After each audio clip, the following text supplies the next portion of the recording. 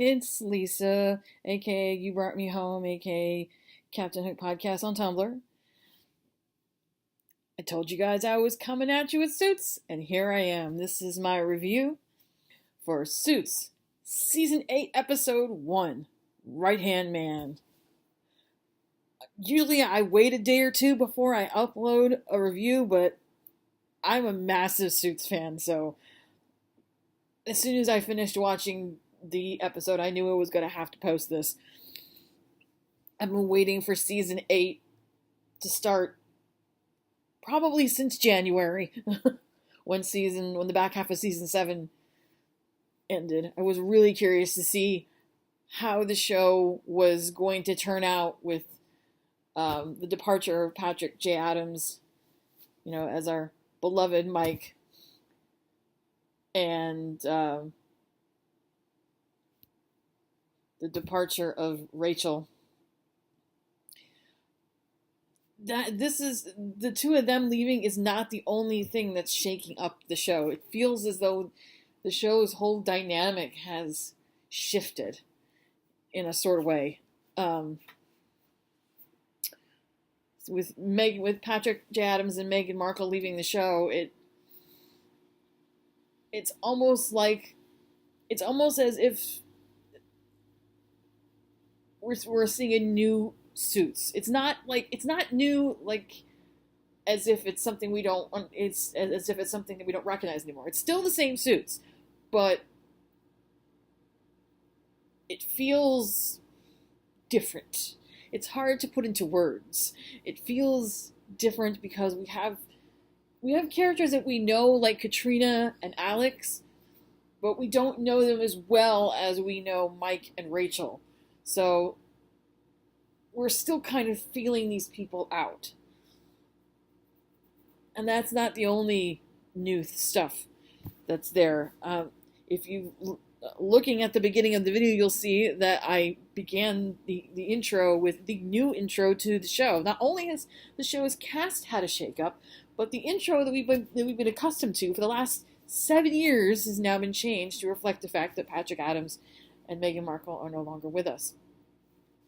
Now, I would like to hope maybe in the future, like whenever the show decides to go off the air, that they'll come back to do, one last time. But can't really say for sure. What I can say right now is that we had some really strong performances tonight, as always, from Gabriel Macht as Harvey, Sarah Rafferty as Donna, Dule Hill as Alex Williams, and Rick Hoffman as Lewis, and Amanda Schull as Katrina. We had two new players in the game who we were kind of expecting. One being Robert Zane, because, we kind of knew about Robert Zane because obviously at the end of the back half of Season 7, Spectre Lit had to merge with Robert Zane's law firm in order to save itself from going under from outside attack. So we kind of knew going into Season 8 that, the dynamic was going to be shaken up. You have two big powerhouse attorneys, Harvey Specter and Robert Zane, now, co-managing this huge law firm. And you know that these two alpha dogs aren't going to be able to, be like, they're not going to be able to be like this. They're going to be like this. And Harvey puts it pretty well when he's, pretty accurately when he says Robert Zane has been managing partner longer than both Lewis and I have been attorneys combined. So really, he can't really judge Zane for stepping in and saying, no, I'm going to be managing partner now, because he does have the seniority to do so. He's been managing partner of his own law firm for a very, very long time, like decades. So he is in the position to request that.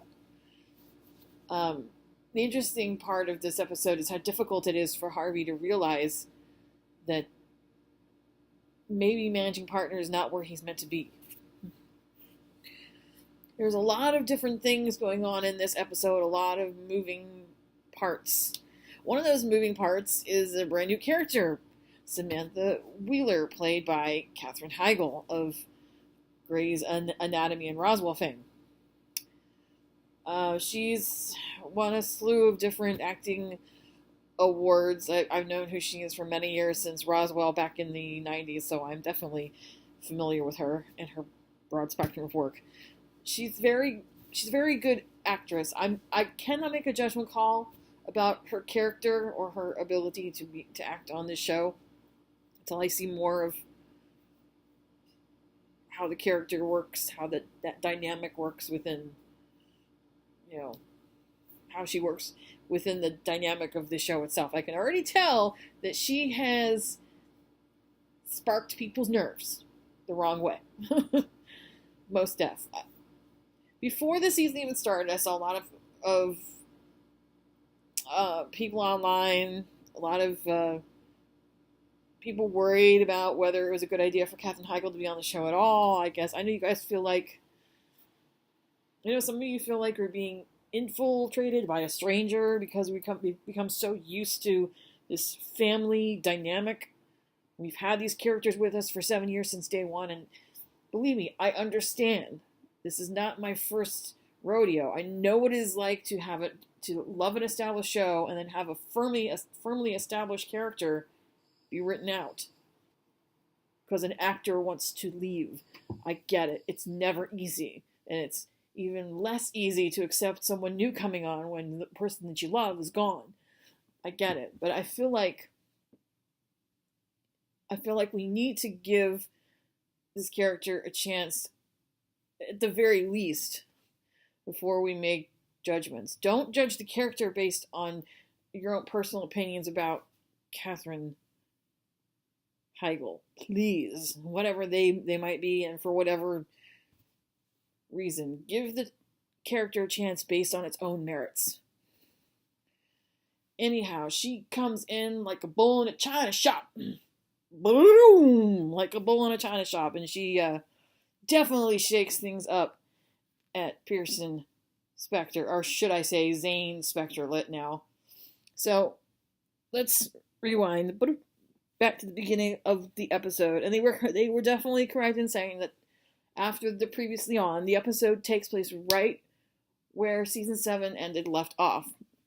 Robert Zane and Harvey are at the wedding dinner, and they're sitting there. Everyone's already left, and the staff is cleaning up, and they're just kind of sitting there and enjoying a last drink and shooting this shit about, should your name go first? Should my name go first? They're not really serious about it. They're just kind of shooting the breeze, sort of trying to figure out how to go forward now that, his daughter is moving away and has gotten married. His best friend has moved across the country. So this is a whole dynamic shift for both of them, really for everybody.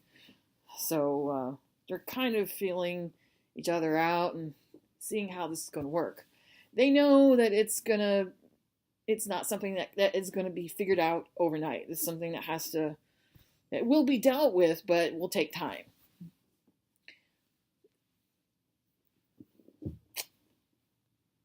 I am very happy that even though Patrick Adams and Meghan Markle are not on the show anymore, that we still have those mentions, those little Easter eggs and little things there to keep their spirit there. Most specifically, Rachel left a gift for her father before she moved away. She left a picture. It looked like a black and white wedding photo of herself and Mike in her old office, in her desk drawer. And Donna gave it to Robert so that he could have it on his desk in his office. And I feel like that picture is kind of like a piece of them that the writers wanted to keep on the show so we would never forget, how important Mike and Rachel were to the show and how important they still are to the show. Because even though Mike and Rachel are gone, that loss is still incredibly felt. in a myriad different ways. I think Robert is trying to figure out what his life is going to be like now with his daughter across the country, and because he's so used to having her there, she could always come over to his house, or he could go and visit her.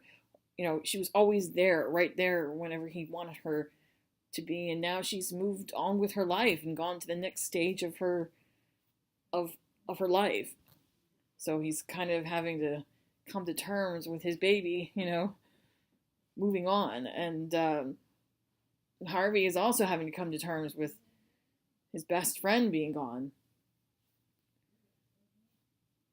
As the seasons have worn on, there's a succession of people that have left his life. Jessica left, now Rachel and Mike, and it's very for someone like Harvey, it's very difficult for him to wrap his head around. When it was him and Mike, they were like a fine oiled machine, and they knew how each other worked, and they knew how to get the job done because they were so used to being together. And now Robert Zane, he knows Robert Zane aesthetically as a lawyer and by reputation, but he doesn't really know how Robert Zane works intrinsically, like within a firm, because he hasn't seen that yet. So now he has to play it by ear and kind of figure out how the two of them are going to fit together as puzzle pieces in this firm. So before the day even starts, when Alex is having his morning jog, Harvey is standing at his front door because apparently Alex did not get the memo that there was a merger. So Harvey felt inclined to let him know what was going on, and Alex is like, what the fuck?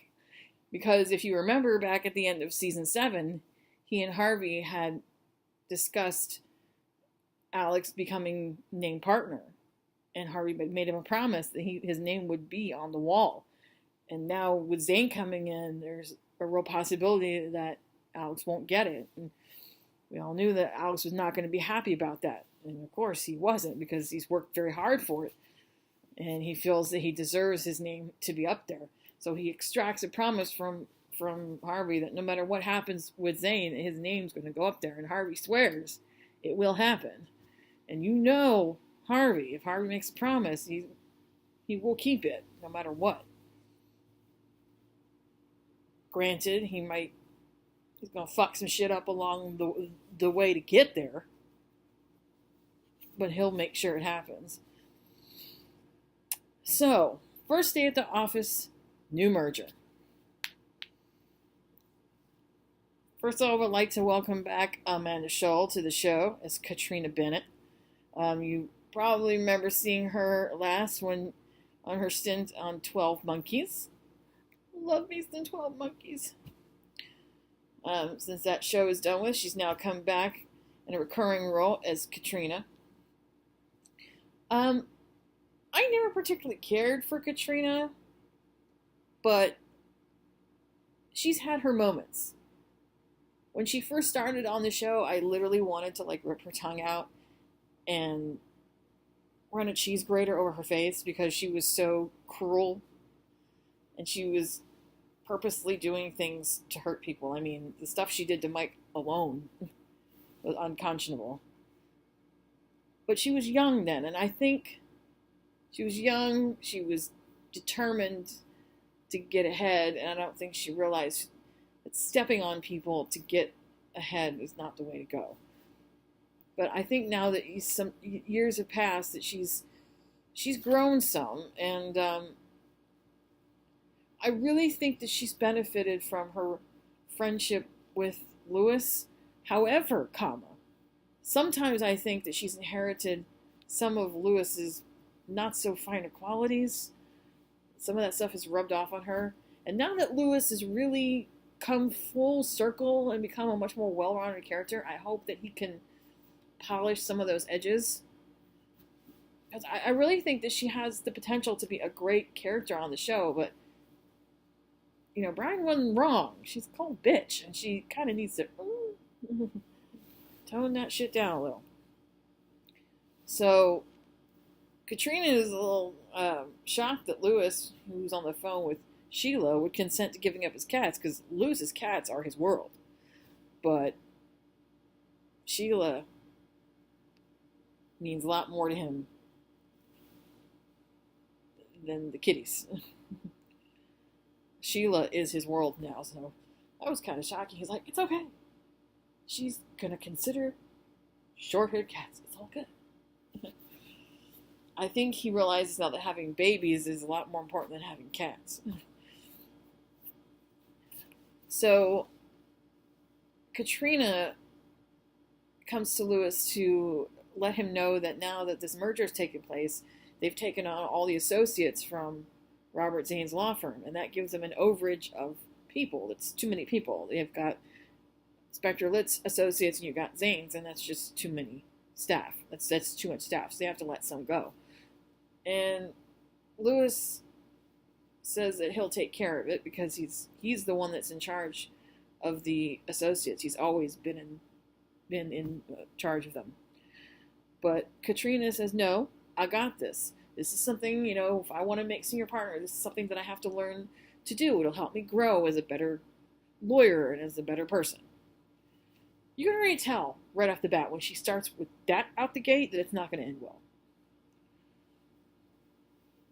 But he gives her the go-ahead, and she tells him that she will have a list of potential associates to let go at the end of the day.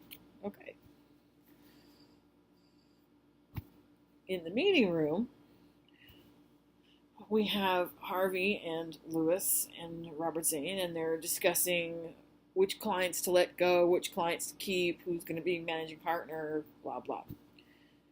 Lewis already understands that the managing partner thing is between Zane and Harvey, and it's not something that's going to be solved overnight. We already kind of knew this. Now, before this meeting started, Donna was adamant to him. She said, look, I know you're going to be tempted to come straight out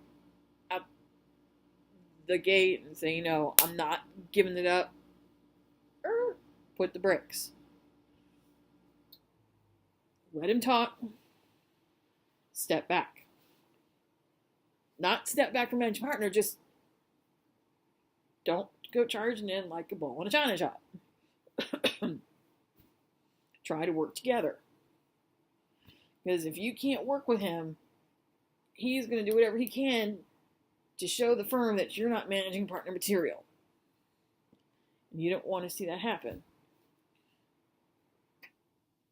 So, at the meeting, they're discussing which clients to give up and which clients to retain. Now, Harvey's adamant he's not giving up any of his clients. And of course, Robert Zane's also adamant he's not giving up any of his clients.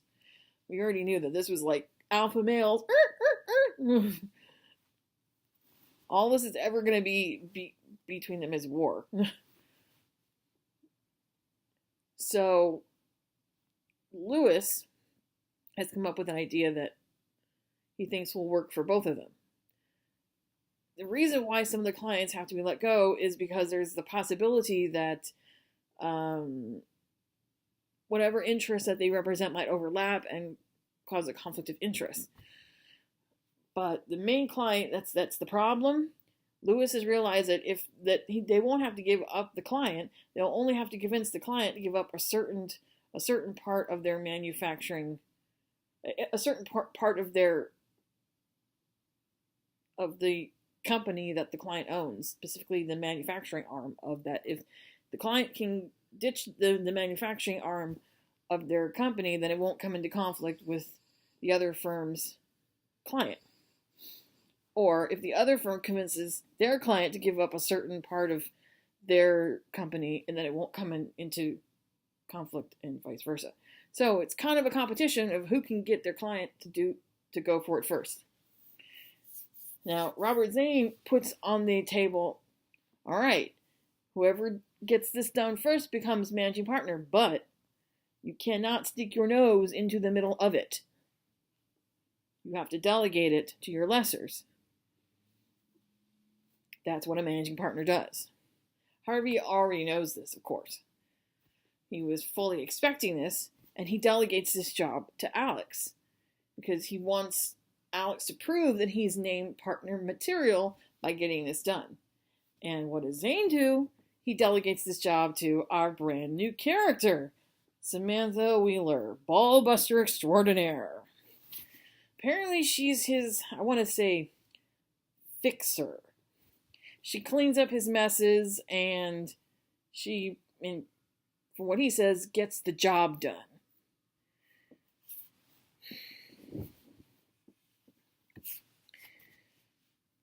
The first scene we see her in is in a boxing gym. Already right there you can tell that she is no holds barred. Like she doesn't talk to Robert as though she's a subordinate. She talks to him almost like she should be above him in a certain way. And Robert Zane definitely knows not to cross her, not to get on her bad side. She even invites him into the boxing ring if he would like to talk to her over punches. And he's like, yeah, you know what? I'm good. Because you'd kick my ass. I'm pretty fucking sure you'd kick my ass. And he would probably be right. So she tells him not to be concerned, that she will take care of it, just leave the file. And both of them, Alex and Samantha, go their separate ways to do their respective jobs. While this is going on, Katrina has taken the liberty of using a logistical computer program that she has, and she enters the logistics of all of the associates into the program, and it takes all that information and spits out names and ranks the associates at random from 1 to 50. And the bottom 10 are the ones that are the least productive and that have to go. Now, I don't know about y'all, but usually when it comes to episodic TV, I've learned that if you look at the previously on little spiel before the episode starts, whatever they show usually corresponds to whatever is occurring within the episode itself. There was most of the stuff that they showed in this one was expected, except the stuff about Lewis and Brian. You remember from last season, Brian was the associate that Lewis made friends with, the one whose wife was expecting a baby, and when Lewis was really stressed out, he jumped all over his ass and treated him like shit until he realized that he was taking out his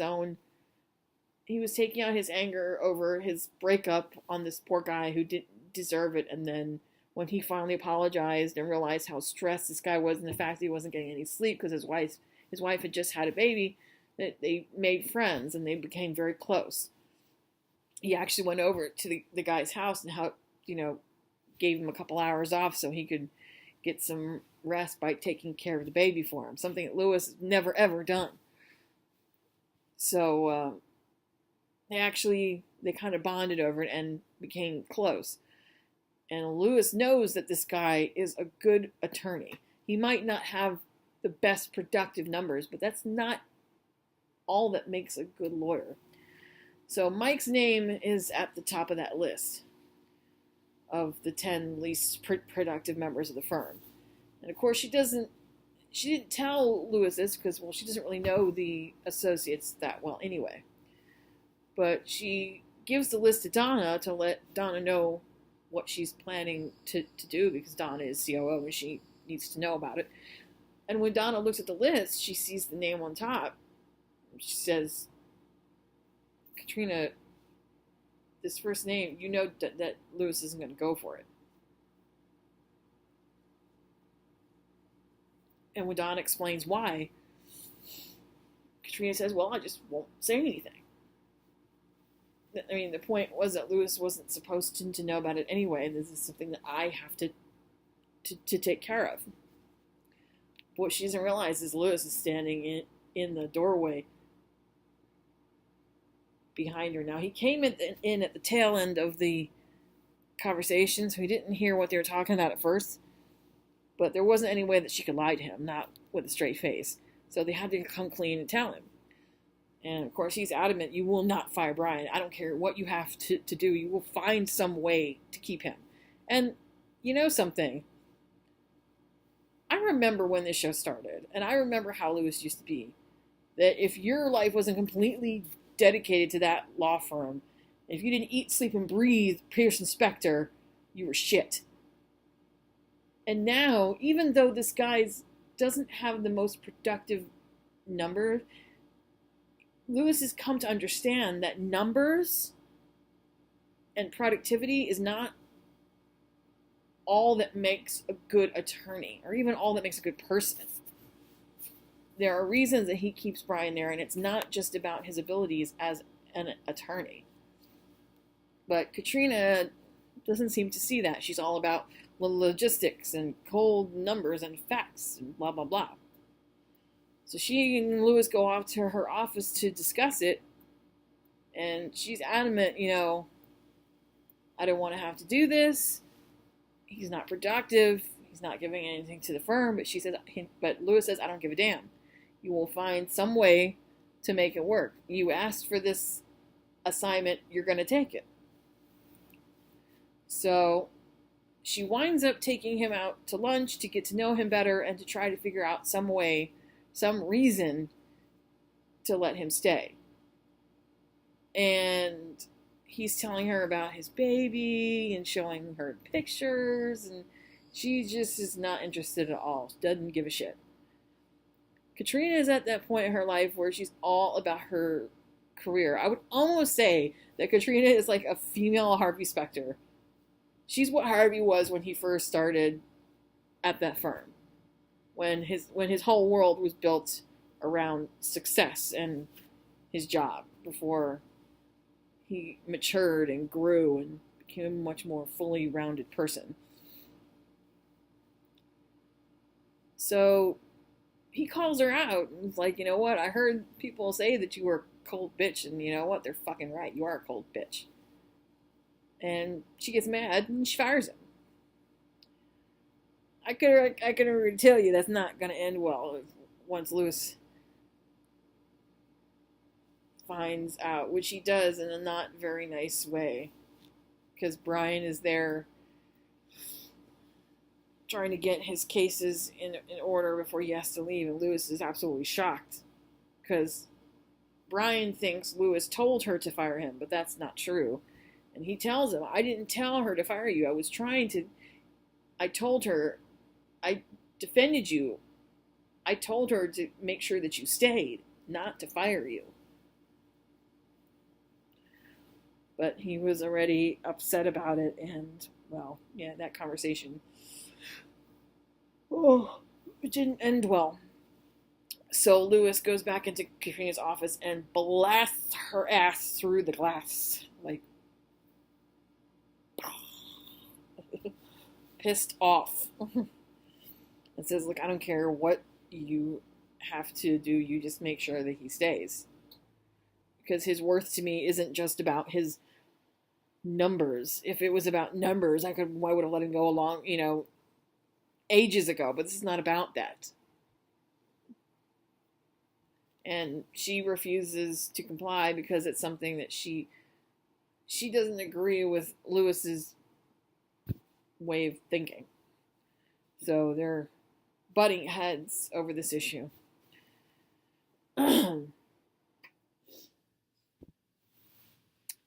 Meanwhile, Alex and Samantha are working their magic trying to get their respective clients to cave. And Samantha Wheeler goes to Harvey's client, or goes to Spector Litt's client, to discuss with them about selling their manufacturing arm. But what she didn't realize is that Alex was there first and already told them to expect her and don't listen to her. You're loyal to us. At first, the client doesn't even want to hear anything she has to say. But then she comes up with this sob story about clawing her way from the bottom because I guess she's trying to get him to identify with her. Let's just say this woman does her research. Straight up. She manages to at least get him to listen to her. And by the end of the day, he's decided to sell the manufacturing arm of his company, which seals the deal for her and Robert Zane. Harvey finds out, is pissed off beyond belief. And up until this point, he has managed to keep himself out of it. Donna has told him multiple times, adamantly, that he needs to keep himself out of it, because if he butts his nose into Alex's case and takes over the whole thing to bring it home, then it's going to send a negative message to the rest of the firm that Harvey can't delegate, that he can't let his attorneys do their jobs, that he always has to be in the middle of everything, which means he's not managing partner material. Managing partners know how to delegate to the best possible person to get the job done without constantly hovering over them to make sure that it gets done. And if Harvey can't not hover, then Harvey's not, then there's, it would look to them like Harvey should not be in the position that he's in. But Harvey being Harvey, I don't know if this is coming from that he doesn't want to let Alex down, or that she's just genuinely pissed him off and he doesn't want to let her get the upper hand. Because you know how Harvey is. He doesn't like anybody getting the upper hand in anything. So he goes to a judge that he knows and convinces him to admit some sort of testimony that would force the whole issue. And by the end of the day, the pendulum swings back to Spectre Lit's side. Samantha is pissed the fuck off. She confronts Harvey as they're leaving the building and swears that she is going to, that it won't last, that she's going to fix this. And she's going to fix him. And he's going to live to regret ever fucking with her. Harvey is not impressed. But then again, he's also he was quite pissed off that she just flounced her way into his office like a bull in a china shop. I mean, he had just finished talking with Robert Zane. He goes back to his office and there she is. He didn't even know who she was. Only Alex knew who she was because he had done his research about Zane's associate, or Zane's partner there. Harvey didn't know who she was, and then she just walks into his office and starts shooting her mouth off. I don't know her whole story, but I can say one thing for certain, that it's readily and clearly apparent that she has zero respect for anybody at Spectre Lit, especially Harvey and Alex.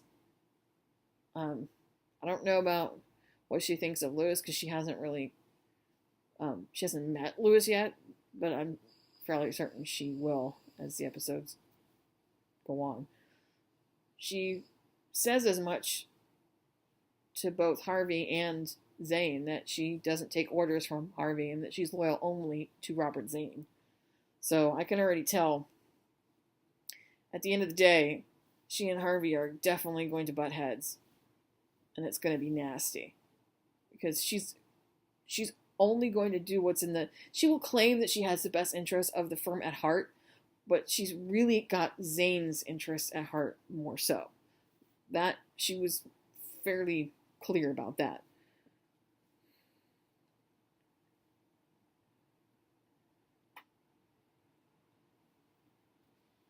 Donna confronts him again about not getting in Alex's way and letting him take care of it. And she also suggests the idea that the reason why he might be doing this is because he's conflicted and has some emotional upheaval stemming from Rachel and Mike leaving. He hasn't quite completely dealt with that properly yet, and it's bleeding into his work. His frustration and his heartbreak over that, and it's hard for him to get used to this new dynamic without Mike there. So he's kind of taking that frustration out on everybody else, including Zane. At the end of the day, although Harvey is the one that manages to do what he needs for his client, it doesn't matter because he had to butt his own nose in to get it done, undermining Alex and making himself look bad in front of the firm. So, as Robert Zane said in the last scene when they were discussing it, that you might have won the battle, but I have sure as hell already won the war. Because yeah, you might have got your client to not sell their manufacturing arm, forcing my client to do so instead. But the fact is, you had to butt your nose in and undermine your own senior partner in order to get it done because he couldn't do it on his own. If you hadn't, and had let well enough alone, my senior partner would have won that little bout. And he's right. Because Samantha had that thing locked up. But Harvey wouldn't let it go. Butted his nose in with the judge and got the whole thing turned the fuck over. Granted, that means that Spectre their client, didn't have to lose out. But at the end of the day, it makes it look like he cannot manage. That he needs to be the one doing all the closing. And that it also makes it look as though he doesn't trust his own senior partners and named partners to do their jobs. Like every time he delegates a task, because he's got to be right up their ass to make sure it's done. And if it's not done like that, then he steps on them and gets it done for them. And that's not what a managing partner does. Managing partner delegates and trusts the senior partners to get the job done. That's what they're there for.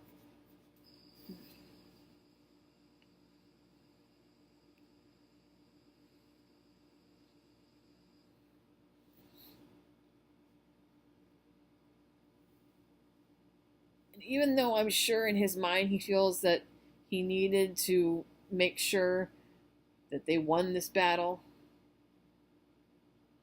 in order for Alex to be able to be named partner, in the end it didn't work out that way because Zane is now managing partner, which leaves Alex ass out.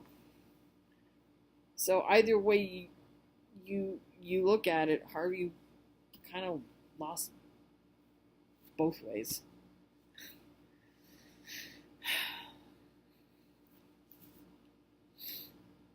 So he put Alex in a not so great position and screwed him out of the opportunity to get named partner, at least for now anyway. Which has pissed Alex off to no end. Back on the Katrina side of things, she talks to Donna about, she's standing there in the middle of the Associates bullpen, kind of looking a little lost and trying to figure out what she can do about this mess. When Donna comes into the room and they have a little convo about, she asked her to point out the top 5 associates on that list, and Katrina points to all of their desks, and they're in a circle, and Brian is right in the middle of them. So she helps Katrina to understand that even though Brian might not have the best numbers, that because of who he is and how he how dedicated he is to his work, that he brings out the best in everybody else. That's what Lewis sees, and that's why he's here. That it's not all about numbers. A logistical program is great if you want to be calculated and cold and not think about other things, but it's a deficient way of deciding who's the best to stay and who needs to go. And that's when Katrina begins to realize that her way of doing things is not necessarily right. Efficient maybe, but not right. So she tries to make peace with Brian. She brings him a cup of coffee in the break room. She tries to talk to him. And first he thinks that she's only doing it because Lewis asked her to, but Lewis didn't. And she tries to explain that. And she says that she wants to figure out a better way of coming up with the list of who needs to be fired. And she asks him for his help. And he's like, what, so you're going to keep me on, but you want me to tell you who to fire? I can't do that. These are all good people. They're my friends. They're people that I care about. I can't tell you to fire them. That'd be even worse. So now she really doesn't know what to do. Lewis has tasked her with this job, and she really feels quite lost. So Donna takes it upon herself to talk to Brian. And she says to him, I know you don't want to deal with Katrina, but she really needs your help. She's in a position that no one should have to be in. And the point is, at the end of the day, she needs to get this done. And because you know the associates very well, you are in the best position to help her. And who knows, it may help her to see the associates in a much different light than what she sees them in. Maybe it'll help you both grow as individuals. And I guess he saw where she was coming from, as they managed to work it out. And Katrina winds up firing, I guess, the 10 least productive, including a young woman named Bridget, who is absolutely flailing because she's in debt and has to help her family and all kinds of other things. And you could tell by the look on Katrina's face that she didn't realize how difficult it was going to be to, you're not just telling someone that they've lost their job, you're imploding a person's life, basically. I mean, this woman begged to keep her job, and Katrina just couldn't do it. Even though she was a good attorney. And no doubt she'll probably find a job at a different firm, but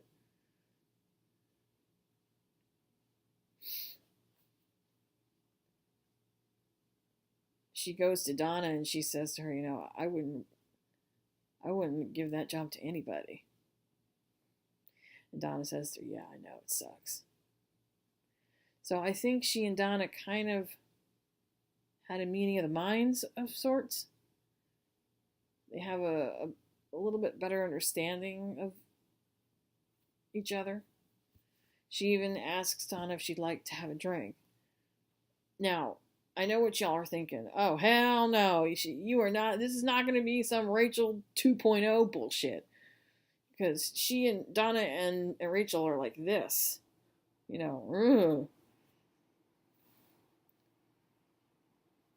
Harriet Specter and Michelle Ross, right? Now, I wouldn't go as far as to say that she and Katrina are going to be buddy-buddy. I think they might go have a drink to pull off some steam, but I don't think that they'll have the kind of relationship that she and Rachel have. That took years. And Katrina isn't one for friends, with the exception of Lewis. And Lewis is less a friend and more business partner. So, at the end of the day, Harvey has to capitulate to Robert Zane. And he does so because, as usual, Donna makes him see reason. He's pissed off. He doesn't want to give up managing partner, but he knows that he fucked up. And Donna helps put it into perspective for him. She says, look, and this is another great little thing with Mike in there. Mike left and moved to Seattle to open up his own firm because he came to terms with who he was as a person, who he was on the inside. Not a corporate attorney, but an attorney that wants to help people. Someone who's there for the little guy. That was who he was in his heart. And that's what he went off to become. It took him a little time to get there, but he got there. And in the same vein, you got to realize the same thing.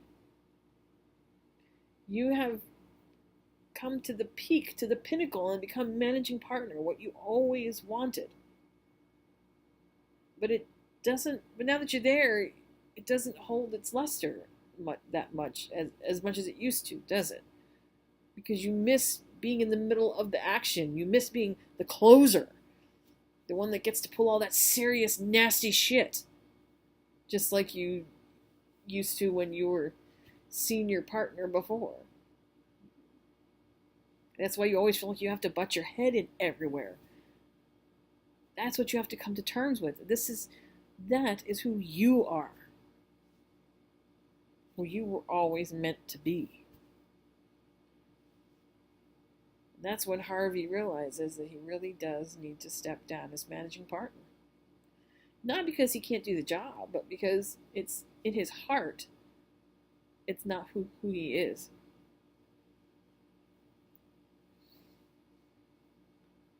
So he meets with Zane and they discuss it. And Zane agrees. But Harvey asks only for one small favor. Then he gets his office back. Because Zane was using Harvey's old office until they could figure out who was going to go where. But now that Harvey is stepping down from managing partner to become name partner, he's getting his old office back. He's coming home. And Zane will get the managing partner office. So they seem to be on an even keel, but Alex is most definitely not. Alex is pissed. He is ready to do whatever it takes to take Samantha Wheeler down. He's going through all her old files in the file room, trying to prepare himself for whatever she has coming next, because he's fairly certain that she's that bull in the china shop that he knows he's going to butt heads with. Now that he knows that she's Zane's power player, and that he's going to use her to clean up all his messes and to get all of his jobs done, that he has to be ready whenever the time comes. But Lewis says, there's more than one way to skin a cat. He says, instead of stressing yourself out with all the files, there are better ways. I know people. Trust me, we can fix this, and we can be ready without all the stress. So I don't know exactly what Lewis and Alex had planned, but I am certain it's going to be interesting.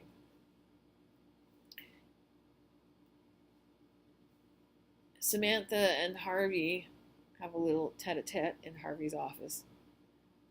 I won't say that there's a meeting of the minds there. I will say there is it's like a boxing match. The boxing metaphor that started her first scene is very apt when it comes to how the two of them ended this episode. It was like the referee rang the bell for the end of round 1. Ding, ding, ding! Round 1 goes to... Don't really know. They're kind of evenly matched. Sort of. And they both shook hands and went to their respective corners. The round might be over, but the whole fight is definitely not. The fight's only just begun. You could tell that from the dual fingers that they put up there. Yeah. Their fight's only just begun. She's not done yet. She's only just started. Harvey is definitely not going to let her fuck up his world. He has worked too hard to establish the firm as it is, and he's not going to let her fuck it up. Should be interesting. In the very last scene, Samantha goes to meet with Zane to pat herself on the back about how good of a job that she's done cleaning up his mess. But when she says that, there's a connotation there that interests me. Because she implies that this is not the first time that she's cleaned up his messes in the past. And she comes to him with a demand. Apparently they had discussed this before the merger happened. She wants named partner by the end of the year. Now Zane's like, whoa, slow your roll, Missy. Slow your roll. We just got here. We can't be, we can't be stepping on toes like that when we just got here now. But she's adamant. She said, I have spent too many years cleaning up your messes and your mistakes to not get this named partner by the end of the year. And she leaves Zane kind of speechless, which for Robert Zane is... Robert Zane is not the type of person to be speechless. The way she says this, though, makes me wonder, does she have something on him? Because when she says, I cleaned up your messes, does she mean the mistakes he made as a managing partner in his firm? Does she mean his legal issues? Things that he screwed up on while he was at his own firm? That she swept under the rug? Kind of like the stuff that Harvey did for Jessica? Is that what she means? Is there a possibility that she's going to blackmail him to get what she wants? Hold this over his head? Because it seemed the way she was coming off, it seemed like she was holding this over his head, and then if she didn't get what she wanted, shit was going to hit the fan. I've never seen Robert Zane left so speechless. So, I can definitely tell that this character is one who is not to be trifled with, for sure. Well, that's episode 1 of season 8. Judging by the previews next week, it looks as though it's definitely only about to get more scrappy from here. It looks like we might be in for a situation between Samantha and Donna. And if I know Donna, woo! Yeah, shit's gonna go down. Seemed to me like Samantha's just alienating everybody. She pissing everybody off. Because, it's obvious her loyalty is only to one person. She says that she's doing what's best for the law firm, but that remains to be seen. Alright, guys. Well, I will see you all next week for season 8, episode 2 of Suits.